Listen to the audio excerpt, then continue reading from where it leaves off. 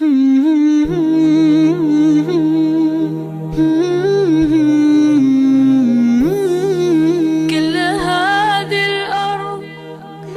adalah kemudian mengingat mati itu merupakan sarana untuk membersihkan hati, merenung, dan kita sudah membahas panjang itu. Mengingat mati bukan perkara anjuran, tapi mengingat mati merupakan bagian dari ibadah. Semakin banyak waktu yang kita berikan untuk mengingat mati, sebanyak itu pula kita akan mendapatkan pahala. Ibu duduk merenung gitu, ya Allah, nanti kalau saya mati gimana ya? Apa ya kira-kira amalan rahasia yang saya bawa di hadapan Allah? Apa kira-kira yang akan saya banggakan di hadapan Allah? Ibu merenung itu sebentar. Kemudian ibu memberikan porsi waktunya setengah jam. Dalam setengah jam itu pula kita akan mendapatkan pahala di sisi Allah. Kenapa? Mengingat mati itu bukan anjuran, tapi mengingat mati merupakan bentuk dari ibadah. Maka sebanyak waktu yang kita berikan untuk mengingat mati, sebanyak itu pula kita mendapatkan pahala di sisi Allah. Orang-orang yang sering memikirkan mati dan memikirkan surga, karena kaitannya mati itu surga, maka sesungguhnya akan terasa kecil nilai dunia. Tapi barang siapa orang yang sering memikirkan hidup dan kehidupan, akan terasa kecil nilai kematian dan terasa kecil nilainya surga. Semakin banyak memikirkan hidup, semakin mati hati kita. Semakin banyak memikirkan surga, kematian, neraka, mahsyar, maka semakin terasa kecil nilainya dunia. Itulah yang menjadikan akhirnya apa? Berpikir kematian. Lapang hatinya, mikir mati supaya tidak sombong. Sempit banget hidupnya, mikir mati. Loh, kalau orang yang lapang mikir mati supaya tidak sombong. Lah kalau saya sempit, lagi banyak urusan saya sulit, ujiannya banyak, ingat mati. Supaya apa? Sabar, ujian ini tidak lama. Sampai mati nanti selesai. Nanti balasannya sempurna dari sisi Allah. Itu yang menjadikan akhirnya apa? Orang yang memikirkan mati, mau lapang hidupnya, mau pendek hidupnya, mau sempit hidupnya, tetap mengingat mati menumbuhkan kebaikan. Orang yang sakit gitu mikir, ya Allah, memang manusia memang ada jatahnya, kok ada jatahnya sehat, ada jatahnya sakit, ada jatahnya hidup, ada jatahnya meninggal dunia. Akhirnya apa? Hatinya lapang. Ibu berat menjalankan tugasnya sebagai ibu rumah tangga, anak-anak luar biasa. Ibu aja ingat mati lah. Nanti kalau sudah mati, sudah selesai kewajiban saya. Taat sama suami berat banget, Allah, sampai kemudian mati. Dia atau saya duluan yang meninggal dunia. Udah itu saja. Toh nanti kemudian bayarannya sempurna di sisi Allah Subhanahu wa taala. Makanya tadi kita menyampaikan ada seorang wanita budak datang kepada Ibunda Aisyah melaporkan, "Duh, kok hatiku kok keras banget." Maka Ibunda Aisyah mengatakan, "Udhkuri al-mauta tariku qalbaki." Ingat mati, maka kamu akan lembut hatinya. Orang kalau ingat mati sempat gak masih mendolimi orang? Tidak sempat lah. Orang kalau paham bahwasanya dia akan mati, sempat gak dia kemudian akan melakukan tindakan-tindakan menyimpang? Setidaknya akan meredam, setidaknya akan menjadi minimal ketika dia sudah mengingat kematian. Makanya kan kemarin kita pelajari, mengingat kematian merupakan perkara yang dibenci oleh iblis. Kenapa? Karena sesungguhnya mengingat kematian bagaikan benih yang apabila ditempatkan pada hati yang sehat, yang tumbuh banyak kebaikan. Yang ketiga, cara untuk melembutkan hati itu apa? Yaitu mendatangi orang-orang yang akan meninggal dunia. Lihat langsung. Datang ke rumah sakit, cari orang-orang yang kemudian mau meninggal dunia, lihat. Coba kalau kita melihat orang sakratul maut itu. Makanya melihat orang yang sakratul maut itu termasuk perbuatan sunnah atau tidak? Sunnah. Siapa di antara ulama-ulama salaf yang melakukan itu? Hasan al-Basri. Hasan al-Basri ketika beliau menengok orang yang sakit, qadarullah orang yang sakit itu berujung kepada sakaratul maut. Maka ketika melihat sakaratul maut sampai meninggal dunia, Hasan al-Basri pulang dengan roman wajah yang sangat berbeda daripada sebelumnya. Lalu sampai kemudian ketika ditawarin makan dan minum, beliau tolak tawaran makan dan minum. Kenapa? Karena sesungguhnya dia baru saja melihat hal yang sangat besar. Apa hal besar yang dia lihat? Dia lihat seseorang itu menghadapi sakaratul maut. Dan orang yang lihat sakaratul maut itu, Masya Allah, refleks hati kita itu saat itu langsung merespon. Ya tadi, sifat responnya itu ada yang manfaatnya lama, ada yang sebentar hilang. Tapi yang jelas orang kalau melihat sakaratul maut sampai meninggal dunia, pasti dalam hatinya itu ada rasa untuk membayangkan gimana saya dalam posisi yang semacam itu. Dan sakaratul maut itu berat, sulit, makanya kita disuruh mengambil banyak ibroh ketika semacam itu. Sama, bukan hanya sakaratul maut, sampai ketika orang itu sudah meninggal dunia kan, ibrohnya apa sih? Suruh ngikutin orang yang meninggal dunia bagi laki-laki. Makanya kalau kemudian dibawa dalam keranda kan pernah saya sampaikan, keranda itu sunahnya ditutup atau tidak ditutup? Tidak ditutup, walaupun kalau ditutup tidak salah. Kenapa sunahnya itu dibuka saja, tidak usah dikasih kain itu? Karena sesungguhnya supaya menghadirkan bayangan kematian bagi orang yang ngikutin.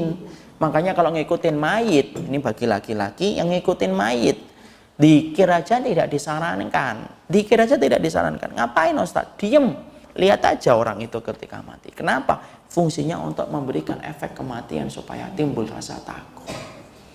Kalau kelihatan kan kain kafannya kelihatan. Beda nggak kemudian kalau dibuka terbuka itu? Beda Ibu. Di Arab Saudi itu ditutup atau terbuka? Terbuka ya. Saya tidak tahu kenapa kok di Indonesia ditutup, saya belum tahu. Tapi apakah itu salah? Ya tidak salah. Cuma yang paling afdal adalah dalam keadaan ditutup, itu yang paling dalam keadaan afdal itu yang dibuka. Supaya apa? Menimbulkan efek pelajaran bagi orang yang melayat supaya dia paham. Kalau kamu mati ya kayak gitu. Ya. Jadi kalau nggak ditutup nggak apa-apa. Kalau ada keluarga kita yang ngomong kasihan Ustadz, panasan gitu. Itu antum. Dia sudah meninggal, tidak ada kemanasan lagi. Ya. Jadi semacam itu efeknya. Makanya kemudian yang kedua yang ketiga menyaksikan orang yang sakaratul maut. Saksikan itu, datangin. Supaya kemudian kita melihat satu persatu gimana sih kehidupan orang itu ketika sakaratul maut. Kita kenal ada orang yang susah mengucapkan sakaratul maut, mengucapkan la ilaha illallah, banyak sebab. Kenapa ya ada orang kok su'ul khotimah Ustaz? Ya banyak sebab. Bid'ah yang dia kerjakan menyebabkan su'ul khotimah. Syirik menyebabkan su'ul khotimah. Saya itu beberapa waktu yang lalu Ibu, ada bapak-bapak dan ibu datang ke rumah. Dia ceritanya apa? Ini sudah lama. Ceritanya adalah Ustadz, kakek saya ini kok sudah nazak beberapa hari kok nggak meninggal ya Ustadz. Saya kaget, nazak berapa hari nggak meninggal. Nah saya tanya, antum tahu nggak Pak definisi nazak itu apa? Jangan-jangan belum nazak dikatakan nazak. Oh tahu lah Ustadz, nazak kan sudah tidak sadar, matanya sudah ke atas, tidak ngerespon. Antum nggak pernah jelasin? Iya, betul itu sudah nazak berarti. Iya, ini sudah nazak Ustaz. Tapi tidak meninggal. Saya bayangin, Masya Allah, sakaratul maut itu berat loh. Berat atau tidak berat? Berat. Sakarat itu artinya keperihan dan kepedihan. Al-maut, keperihan dan kepedihan sebelum mati. Lah ini kok sampai berhari-hari? Kemudian saya mencoba untuk memberikan satu jawaban. Mungkin kakek antum punya syirik-syirik enggak? Ternyata benar. Dia punya barang ini, punya barang itu, punya barang ini. Aduh, saya bilang, ya itu yang menjadikan susah untuk kemudian meninggal itu. Salah satunya su'ul khatimah disebabkan karena kesyirikan. Karena dulu sahabat ada yang memakai itu dikalungin, kemudian akhirnya apa? Rasulullah berkata, inzaha fa in mutta ala dzalika ma aflahta abadan. Cabut itu cabut. Kalau kamu nggak cabut, kamu nggak lempar itu, kamu nggak buang, ma aflahta abadan. Kamu tidak akan pernah beruntung kalau kamu masih pakai kesyirikan itu. Dicabut, dibuang. Kemudian akhirnya saya sudah Pak, ini coba tolong beliau ini telepon, beliau mungkin bisa bantu Bapak. Akhirnya apa? Beberapa waktu kemudian saya ketemu lagi dengan Ustadz itu. Saya tahu akhirnya sudah meninggal. Kemudian saya ngobrol, gimana Ustadz kemarin? Wah, barang-barang syiriknya banyak Ustadz. Ada keris lah, ada inilah, ada itulah. Akhirnya kita hancurkan. Baru setelah hancur itu, ya mungkin akhirnya dipermudah. Walaupun akhirnya apa? Tidak bisa satu patah pun mengucapkan kalimat Allah. Nah di situ kita paham, Masya Allah, kalimat syirik itu tidak ada harga tawar Ibu. Kalau fikih masih ada putih, hitam, abu-abu. Fikih, karena apa? Khilafnya banyak. Tapi kalau syirik ya tidak ada khilaf lah, hitam atau putih, iman atau syirik. Dan salah satu perkara yang kita khawatirkan menimpa kepada kita kalau kita tidak menjaga diri dari kesyirikan itu apa? Allah timpakan su'ul khatimah kepada orang yang masih membawa kesyirikan sampai mati. Kenapa? Nabi yang sudah bersabda, fa'in mutta ala dzalika ma aflahta abadan. Loh, kalau kamu sampai mati dengan pakai itu, kamu tidak akan pernah beruntung selama-lamanya. Nah, itulah misalkan kita mendatangi orang yang akan meninggal dunia, sakaratul maut, melihat itu merupakan perkara untuk melembutkan hati, dan itu bagian sunnah. Makanya harus dikuatkan. Kalau kata orang Jawa, harus ditata hatinya. Ditata sudah. Lihat sekalian untuk menumbuhkan kebaikan itu. Supaya hati kita menjadi hati yang merespon setiap nasihat. Caranya dipaksa untuk melihat itu. Tidak tega, Ustaz. Emang saya nggak kuat, nggak apa-apa, dikuat-kuatin melihat itu sesekali supaya kita ngerasain betul gimana itu. Makanya Masya Allah, itu merupakan salah satu yang disampaikan oleh Imam Qurtubi. Kemudian yang keempat, nah dibuka halaman 31. Pada halaman 31, menziarahi kubur itu akan memberikan apa yang tidak bisa diberikan poin yang pertama, poin yang kedua, dan poin yang ketiga. Ya, maka Imam Qurtubi mengatakan poin yang pertama tadi apa? Mendatangi ilmu. Orang yang mendatangi ilmu berarti hanya dirasakan oleh telinga. Kemudian yang kedua apa? Mengingat mati. Mengingat mati langsung ke hati.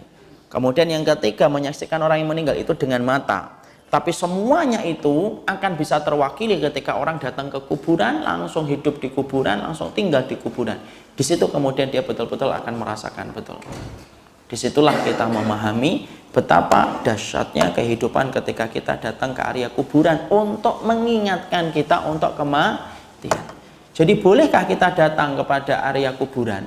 Boleh nggak kita datang ke area kuburan tanpa kita punya keluarga di kuburan itu? Boleh. Karena apa? Ziarah kubur itu tidak selalu bahwasanya ada keluarga yang meninggal dikuburkan di situ. Saya pengen mengingat mati kok.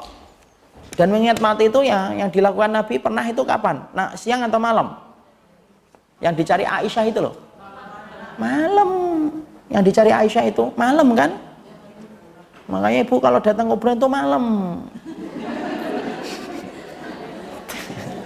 Ya, tes mental. Berani enggak? Karena yang dilakukan Nabi saat itu malam sampai dicari siapa? Ibunda Ibunda Aisyah sampai cemburu kan, dikiranya Rasulullah pindah ke tempat istri yang lain. Makanya yang namanya poligami, apakah tidak ada cemburu? Ya pasti ada cemburu.